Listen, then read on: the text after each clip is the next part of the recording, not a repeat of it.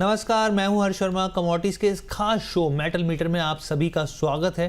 Traders को copper, nickel, zinc, lead और aluminium को लेकर क्या स्ट्रेटजी बनानी चाहिए, किस तरीके की रणनीति होनी चाहिए, हर एक चीज़ के ऊपर हम लोग बताएंगे कि इस मेटल में दाव लगाया जा सकता है। इस पर बात करने के लिए हमारे साथ जुड़ रहे हैं पृथ्वी फिनमार्ट के डायरेक्टर और कमोडिटी एंड करेंसी रिसर्च के हेड मनोज कुमार जैन साहब। सर, बहुत बहुत स्वागत है और बहुत बहुत धन्यवाद हमारे साथ जुड़ने के लिए। नमस्कार। नमस्कार सर। तो सबसे पहला सर मेरा सवाल ही आपसे ये है कि कॉपर का जो भाव है वो 1000 रुपये के ऊपर करीब यहाँ पे कारोबार करता हुआ दिख रहा है, ट्रेड कर रहा है। अब आपके हिसाब से क्या लग रहा है यहाँ पे कि ट्रेडर्स को क्या करना चाहिए यहाँ पे? क्या स्ट्रेंथ बरकरार रहेगी या फिर थोड़ा दबाव दिखेगा? देखिए, हम देख रहे हैं कि यहाँ पे ओवरऑल इंडस्ट्रियल मेटल एक दायरे में ही कारोबार कर रहा है और जो इंडोनेशिया की जो वर्ल्ड की सेकेंड लार्जेस्ट माइन है कार्लसबर्ग, वहां पे हमने जो प्रोडक्शन हाल्ट होते हुए देखा था वो ग्रेजुअली अब यहाँ पे रिज्यूम होने की खबरें जो है निकल कर आ रही है। और उसी के बाद हमने देखा है कि कॉपर की कीमतों में ऊपरी लेवल पर एक रेजिस्टेंस बनता हुआ नजर आया और कीमतें $11,000 के नीचे एलएमई पर लगातार बनी हुई है। तो हमारा मानना है कि जब तक $11,000 के स्तर जो है पार नहीं होते हैं एलएमई पर, कॉपर के एक दायरा जो है बना रह सकता है। अगर इंट्राडे के लिए किसी को पोजीशन बनाना है तो यहाँ कॉपर के दिसंबर वायदा में हमारी तरफ से बिकवाली की सलाह रहेगी हर्षी, क्योंकि हम देख रहे हैं कि एक दायरे का कारोबार है और ऊपरी लेवल्स पर यहाँ लगातार रेजिस्टेंस है। तो कॉपर में अगर इंट्राडे में कोई रणनीति बनानी है तो दिसंबर वायदा में बिकवाली कर सकते हैं 1012 के स्तर पर 1017 के स्टॉप लॉस से, और लक्ष्य वहां पे 1002 तक के रखे जा सकते हैं। ठीक है, यहाँ पर ये सर ने बता दिया यहाँ पे क्या स्ट्रेटजी रहनी चाहिए, क्या स्थिति देखने को मिल सकती है यहाँ पर। अब सर मेरा सवाल आपसे है कि मौजूदा समय में आपको कौन से ऐसे फंडामेंटल लग रहे हैं यहाँ पर जो कॉपर की कीमत को प्रभावित कर सकते हैं यहाँ पे? क्योंकि आपने यहाँ पर जो है बिकवाली की सलाह दे दी है। यहाँ पे जो भाव है वो 1012 के आसपास है और जो टारगेट्स हैं 1002 के आसपास आप दे रहे हैं यहाँ पे। तो आपको क्या लग रहा है यहाँ पर? देखिए, मेरा मानना है कि यहाँ पे शॉर्ट टर्म में थोड़ा कंसोलिडेशन या दायरे का कारोबार जो ओवरऑल मेटल पेक में देखने को मिल सकता है। बड़ी गिरावट की संभावना नहीं है।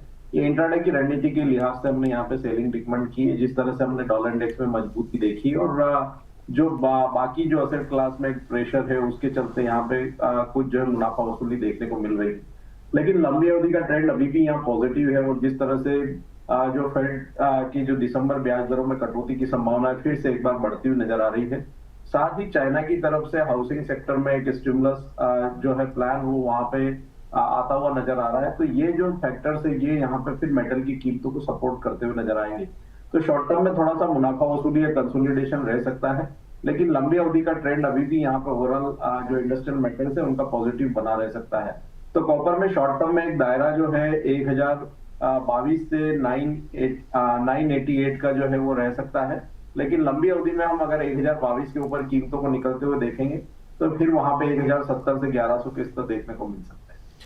ठीक है सर, यहाँ पे ये आपने बता दिया। अच्छा सर, कॉपर की तर्ज पर आपको क्या लग रहा है, किस मेटल्स में तेजी की संभावना यहाँ पे बन रही है, आसार बन रहे हैं यहाँ पर? ओवरऑल बेस मेटल पेक में यहाँ पे जिंक जो है बेहतर लगता है हर्षी। हम देख रहे हैं कि एलएमई पर कीमतें $3000 के स्तर को होल्ड करती हुई नजर आ रही है। हमने कीमतों को पिछले सप्ताह यहाँ पे कुछ नीचे फिसलते हुए देखा था, लेकिन वहां से फिर एक अच्छी रिकवरी कीमतों में बनती हुई नजर आई। तो अगर ओवरऑल मेटल पैक में बाइंग की रणनीति कहीं बनानी है तो जिंक यहाँ पे प्रेफर्ड मेटल रहेगा और जिंक के दिसंबर वायदा में यहाँ पे बाइंग की जा सकती है 297 के स्तर पर। स्टॉप लॉस वहां पे 294 का लगाना है और लक्ष्य वहां पे 303 का लगा सकते हैं। ठीक है यहाँ पर। और सर निकेल और जिंक में आपका क्या व्यू रहेगा यहाँ पर? निकल में हम देख रहे हैं कि एक वॉल्यूम यहाँ पे जो है कम है अगर M6 की बात करें, और जो रेंज है वो 1288 से 1340 की बनी हुई है। तो रेंज यहाँ पे बनी रह सकती है इस वीक में भी। लेकिन यहाँ पे अगर हम लेड की बात करें तो वहां भी एक दायरा है 184, एक स्ट्रॉन्ग रेजिस्टेंस जो है वो बना हुआ है लेड में। तो यहाँ पे लेड में 178 से 184 का रेंज जो है इस सप्ताह बना रह सकता है। एल्यूमिनियम में हमारा मानना है कि कुछ मुनाफा वसूली इस सप्ताह भी रह सकती है। ठीक है सर। सर एल्यूमिनियम को लेके कोई ट्रेडिंग कॉल आपको लग रही है? एल्यूमिनियम में जो दिसंबर का कॉन्ट्रैक्ट है वहां पे 1 से 2 दिन के लिए बिकवाली कर सकते हैं 270 के स्तर पर, 272 के स्टॉप लॉस से, और टारगेट वहां पे 266 के रखना चाहिए। ठीक है सर। मनोज सर, बहुत बहुत धन्यवाद, आपने अपना कीमती समय हमें दिया, हमारे दर्शकों को लाभान्वित किया सर। और जाने से पहले सर एक बार डिस्क्लेमर भी प्लीज़ शेयर कर दीजिए आप।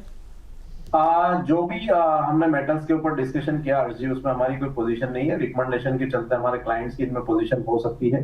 कोई भी ट्रेडर या निवेशक मेटल्स की किसी भी कमोडिटी में वहां पे कोई रणनीति बना रहे हैं तो अपने वित्तीय सलाहकार की सलाह से ही बनाए और दिए गए स्टॉप लॉस का पालन जरूर करें। ठीक है sir, thank you so much sir, बहुत बहुत धन्यवाद हमारे साथ जुड़ने के लिए। तो ये ओवरऑल मीटर जो मेटल मीटर का शो था, आपको पूरा शो कैसा लगा कमेंट करके ज़रूर बताइएगा। और कुछ आप चाहते हैं किसी स्पेसिफिक मेटल पे हम लोग चर्चा करें तो वो भी आपका स्वागत है। और फिलहाल के लिए मुझे इजाज़त दीजिए, बहुत बहुत धन्यवाद।